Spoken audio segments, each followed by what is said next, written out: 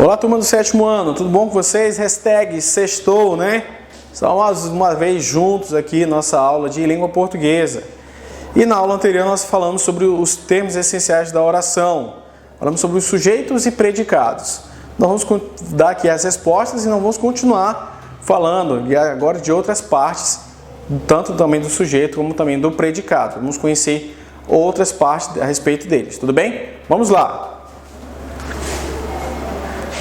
Aí vamos começar nossa aula com as correções e aí estão as respostas.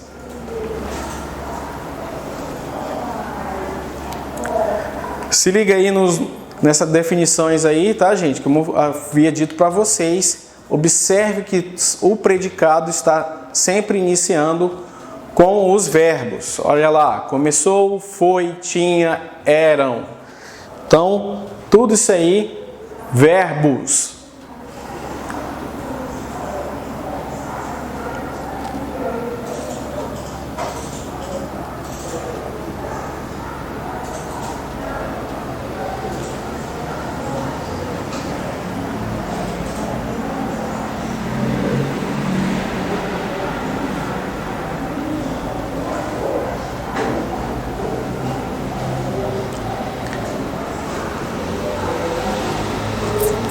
E aí, no caso, como eu havia dito na aula anterior, não é a questão do invertido. O caso começou aí com predicado e foi para o sujeito. É aquela minha frase que eu sempre falo para vocês dentro de sala de aula. A ordem do trator não altera o viaduto. Então, ou seja, não há modificação nenhuma. O predicado começa ali com o verbo.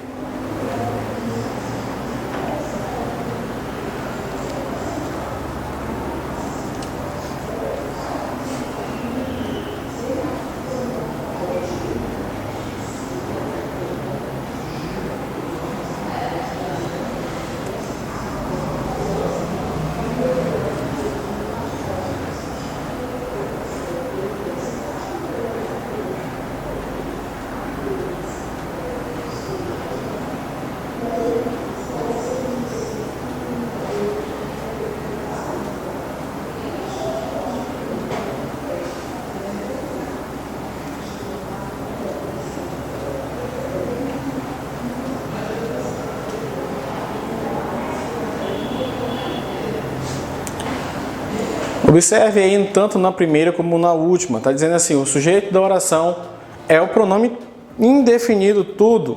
Isso é verdadeiro? Sim. Porque se pergunta o que foi muito corrido? Tudo. Então, aí no caso, seria o pronome, certo? E o predicado, muito corrido, foi muito corrido, certo? Se eu invertesse tudo foi muito corrido, ficaria mesmo sentido, não ficaria? Então, no caso, esse aí, tudo é o sujeito.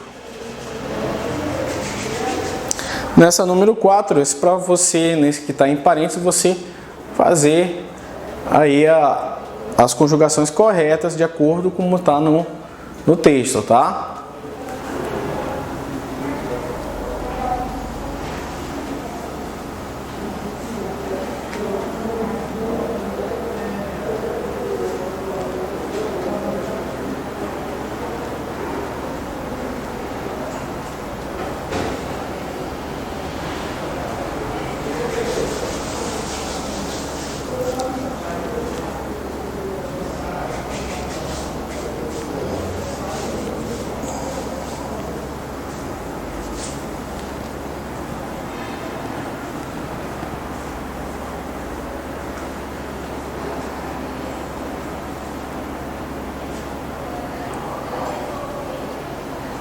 Vamos para o nosso tema de hoje, sujeito e predicado. Vamos para conhecer outras coisas. sobre esse termo essencial aí. O núcleo do sujeito. Aí tá aí, ó. São palavras, pronomes, palavras substantivadas ou substantivo que exercem esse papel. Como assim, professor? Quer um exemplo? Se você tirar essa palavra, ou esse substantivo, ou esse pronome, se você tirar ele da frase, e a frase perder o seu sentido, não ficar com o sentido completo, no caso, ele é o sujeito, ele é o núcleo do sujeito, certo? Se você tirar, vou repetir, se você tirar essa palavra, esse pronome, ou essa palavra substantivada, ou esse substantivo da frase e ele ficar sem sentido, ele é o núcleo do sujeito. Aí vem lá, o sujeito simples, é aquele que apresenta somente um núcleo. Lembra que eu falei lá, vou dar o exemplo aí do sujeito composto, apresenta 2 ou mais núcleos. Lembra que eu falei da Ana e da Pamela? Fizeram trabalho juntas, se eu tirar elas, fizeram trabalho juntas, no caso, ficam aí sem sentido. Então, elas seriam um núcleo do sujeito. E elas seriam um sujeito composto. Se fosse, por exemplo, o sujeito simples só fosse Ana fez o trabalho. Se ficasse ali, fez o trabalho, quem é que fez? Ana. Então, no caso, é um sujeito simples, certo? O sujeito oculto são aqueles que não estão explícitos na oração, porém, pode ser compreendido. Então, aí, ele tem aí os exemplos também na página. Sujeito indeterminado é aquele que não refere a pessoa determinada, é aquele que não refere a uma pessoa determinada. Ou seja, você não conhece quem é que praticou a ação. Não está explícito, certo? Ele normalmente, gente, ele vai estar em terceira pessoa, tanto do singular ou do plural, normalmente. E a oração sem sujeito, esse aí é um dos mais fáceis, porque ele tem aí nessas questões. São verbos de fenômeno da natureza, choveu, nevou. Aí também são os verbos ser, estar e haver, que indicam tempo, também de meteorológicos, tá? E também quando o verbo haver tem um sentido de existir ou também de acontecer. Então, oração sem sujeito é um dos mais fáceis. O indeterminado, como eu disse, normalmente vai ser na terceira pessoa, ou seja, tanto do singular como do plural. Então, para você não ficar na dúvida entre o oculto e o indeterminado, essa seria essa dica para vocês. Tudo bem? E aí eu quero que você faça as atividades da página 12 a 16. No caso, você acompanha no livro que ele te dá alguns exemplos que dá em relação a cada um deles. Aqui no caso eu coloquei somente as definições, porque você aí pode identificar como eles são estruturados, tá? No caso, como eu falei para vocês, você vai normalmente, principalmente do identificado, às vezes tem pessoas que ficam na dúvida entre o oculto e o indeterminado. Lá você vai observar justamente essa questão que eu acabei de dar, essa dica para você. Tudo bem? Aí você faz as atividades, por favor, não esqueça de colocar a data, tá bom? Então, vamos para a nossa mensagem que vem do Confúcio, o filósofo chinês, que diz assim: o homem joga sua saúde fora para conseguir dinheiro e depois usa dinheiro para reconquistá-la. Tudo bem? Então, nós vamos finalizando por aqui. Bom final de semana, um abraço virtual e até a próxima.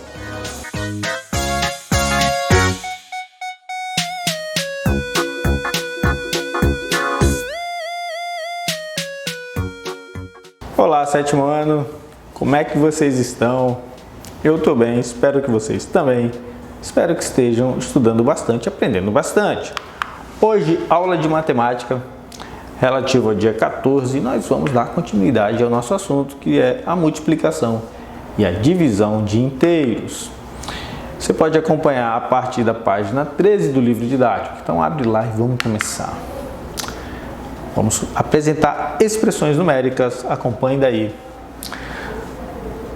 Nas expressões numéricas com números inteiros, a gente efetua sempre primeiro as operações nos parênteses, depois no colchete, em seguida as chaves. A gente viu isso ano passado, viu isso boa parte desse ano. Enquanto as operações resolvemos primeiro as potenciações e as radiciações, se houver. depois as multiplicações e divisões na ordem que aparecer, e na sequência adição, subtração e também na ordem que aparecer. E no primeiro exemplo, menos 6 mais 13, menos 3 que multiplica menos 8. O 6 menos 13 dá menos 7 e o 3 vezes 8 dá 24. Lembrando que o 3 é negativo, o 8 é negativo, o 24 só pode ser positivo. E na subtração, né, na soma algébrica do mais 6 mais 13, menos 13, subtrai e coloca o sinal do maior. 13 menos 6 é 7, o sinal maior é o 13, o sinal é negativo. Continuando, vai ficar menos 7 mais 24, que é igual a 17. Exemplo 2, nós temos um menos 4 mais menos 7 que vezes 2 à terceira. Tudo isso dividido por 12. Então a gente faz primeiro ali a operação de potência. 2 à terceira é 8. O menos 4 menos 7 vai ser resolvido agora. Então fica assim, os 7 vezes 8 estavam se multiplicando, então tinha prioridade, né? 7 vezes 8 é 56. Multiplicação de diferentes dá negativo. Menos 4 mais menos 56, os sinais são iguais, a gente soma e repete o sinal, dá menos 60, que dividido por 12 dá menos 5. Vamos a exercícios. No exercício 4 da página 15 do livro, calcule as potências a seguir. Aí na letra A tem o 13 ao quadrado, é 13 vezes 13 que dá 169. Na letra C tem o menos 1 ao quadrado, é menos 1 vezes menos 1 que dá 1. No menos 3 a terceira é menos 3 vezes menos 3 vezes menos 3, que é igual a 9 ali, no menos 3 vezes menos 3 dá 9 positivo, e sobra um 3 negativo. Dá 9 positivo porque multiplicação de iguais é sempre positivo.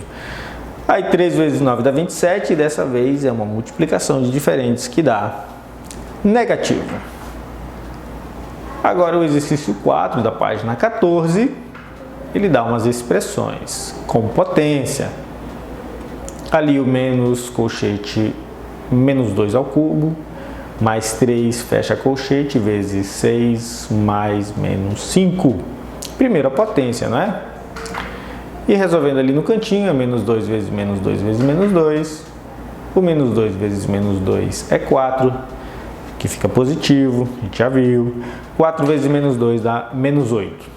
Voltando para a expressão, fica ali o menos 8 mais 3. Note que o 6 multiplica o colchete, então não pode operar com menos 5 nesse instante, menos 5 só saiu do parêntese. Resolvendo o colchete fica menos 5, menos 6 só repete. O colchete do menos 5 some e ele fica positivo. E agora sim a gente vai poder multiplicar. O resultado é menos 30, menos 5, que dá menos 35. Agora você viu aí um exemplo. Peço que você vá lá nas páginas 14 e 15.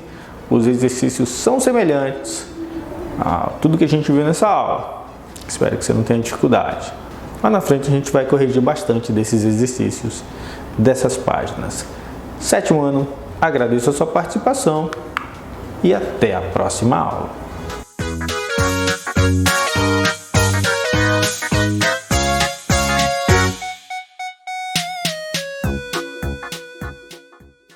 Olá, 7º ano! Vamos então a mais uma aula de História. Nessa aula de História a gente vai continuar o nosso assunto aí sobre colonização.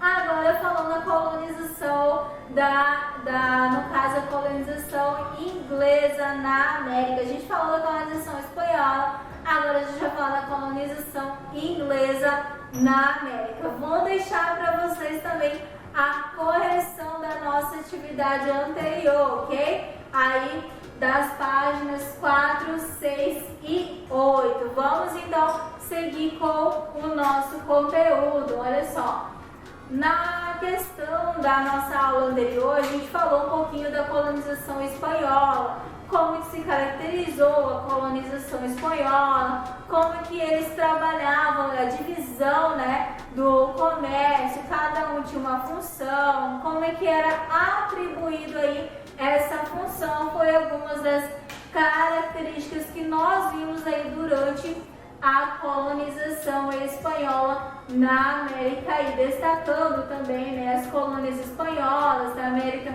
que eram consideradas propriedades do rei, mas isso aí, se for comparar com Portugal também, todas as colônias, o rei, é claro que estava sempre à frente no comando aí. Caracterizando também sobre a questão do trabalho, como é que era o trabalho, que para eles não era trabalho escravo, era um trabalho remunerado, mas eles trabalhavam da mesma maneira que os escravizados.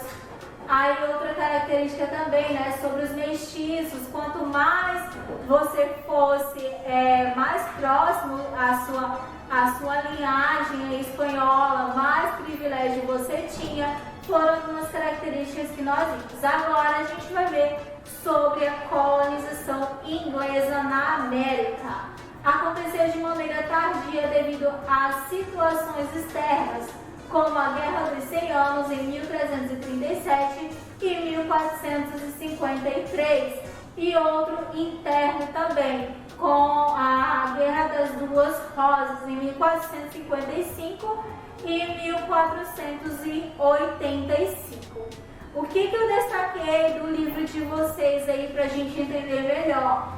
Sobre as regiões tropicais do continente americano, com o potencial agrícola que eles tinham aí, onde se concentravam minas de ouro e prata, já haviam sido conquistadas por outros países. Então, para não ficar de fora a exploração do continente americano, os ingleses recorreram à pirataria corsária. Então, diferentemente da Espanha e Portugal, a colonização inglesa ela foi mais tardia, foi considerada aí mais tardia, um processo que, no caso, não durou muito, mas aconteceu de maneira um pouco mais tarde.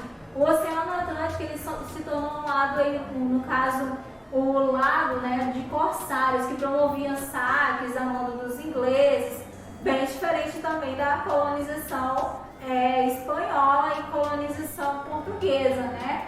E seus governos salvos aí, as principais eram os naus, as espanholas e os portugueses que dirigiam seu península. Eles não eram atrevidos de, né, Espanha ou Portugal, de saquear os colonizadores que tinham maiores conhecimentos ali da região. Então, para eles, a questão da exploração e colonização era um pouco mais complicada, por causa do conhecimento, das rotas, da questão mercantilista também, que eles não eram tão favorecidos assim.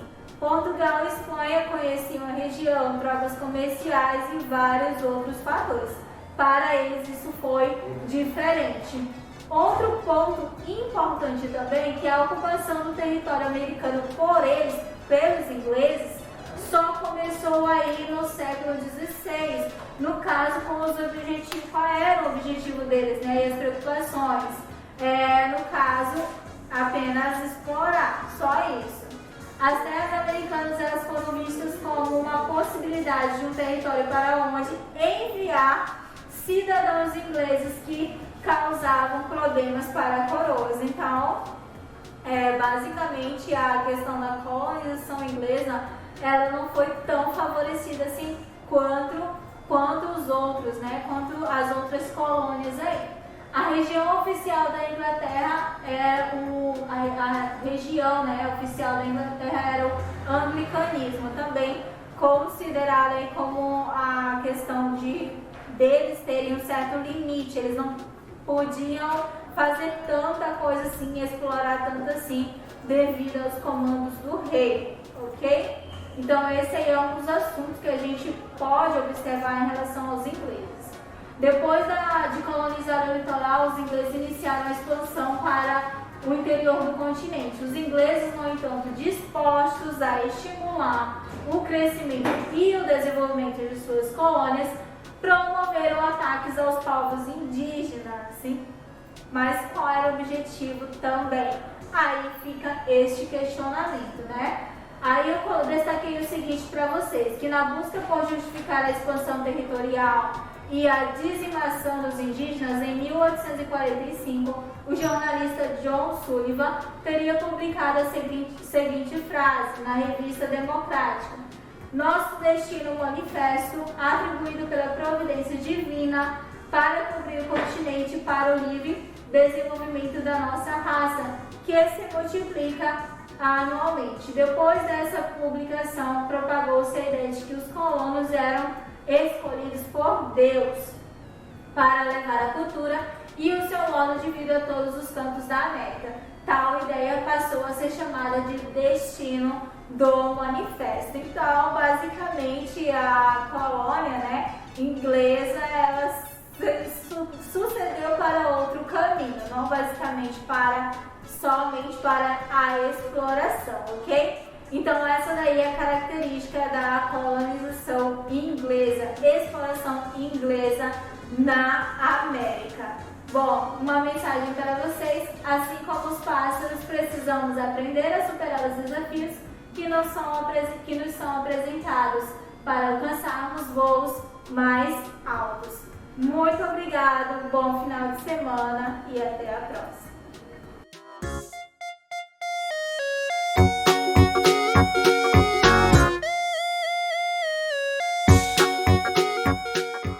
Olá, sétimo ano, como é que vocês estão? Eu estou bem, espero que vocês estejam bem, espero que todo mundo esteja aprendendo bastante e se cuidando.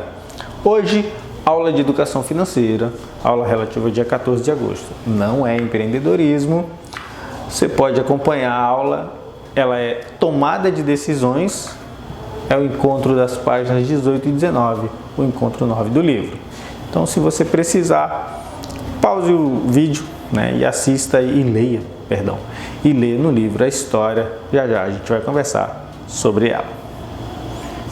Então, se você fez isso, vamos começar. O que ficou visto da história? Primeiramente, a família de Valentina está reunida para discutir sobre as contas da casa. O prolabore, a gente já viu isso, Prolabore é salário de determinado empresário. Eles sempre separam uma parte lá dos ganhos para ser o ganho pessoal dele, para ser o salário dele. Então, o prolabore do pai dela não está sendo suficiente para pagar tudo. E Sandra, mãe de Valentina, decide procurar um plano de telefone mais barato, uma vez que ela precisa muito para trabalhar. E Valentina decide não comprar mais tantas roupas. Ela diz que compra roupas e fica esperando vir os eventos, Isso daí é um hábito um tanto quanto destrutivo com relação à renda pessoal, Então não é um bom hábito. Ela limou esse hábito, aparentemente para ajudar nas contas da casa. A mãe de Valentina também decide passar um pouco mais de tempo na loja, um par de braços a mais para ajudar. E com a maior participação familiar, fica desnecessária a contratação de mais uma funcionária. Então, lá no finalzinho da história é dito isso também. Além disso, resolvem convidar uma outra parente para ajudar no período de fim de ano, uma tia da Valentina. O que fica evidente dessa história, gente? O pai da Valentina, que tinha o seu prolabore, o seu valor, que é o salário dele mensal, para manter ele as contas da casa, prefere não mexer nas contas da empresa, uma vez que isso pode não ser benéfico. A empresa tem suas próprias contas, aluguel, energia, entre outros gastos. Ele prefere manter esses gastos e não elevar o seu próprio prolabore, fazendo o quê? Ele ajusta as contas da casa de acordo com os ganhos que ele separa para ele da empresa que tem. Então, Valentina dá a sua contribuição, a mãe dela dá a contribuição e eles ainda vão procurar dentro da família uma terceira pessoa que possa ajudar também. Então, às vezes na vida é necessário somar forças entre nós para que a gente possa dar conta das nossas metas, entre elas metas financeiras e às vezes outras que não são. Mas aqui especificamente estamos lidando com essas. Agora eu peço que você vá lá nas páginas 55 a 57, resolva o questionário que é relativo a essa história. Acho que você não vai ter dificuldade. Então, sétimo ano, agradeço a sua participação e até a próxima aula.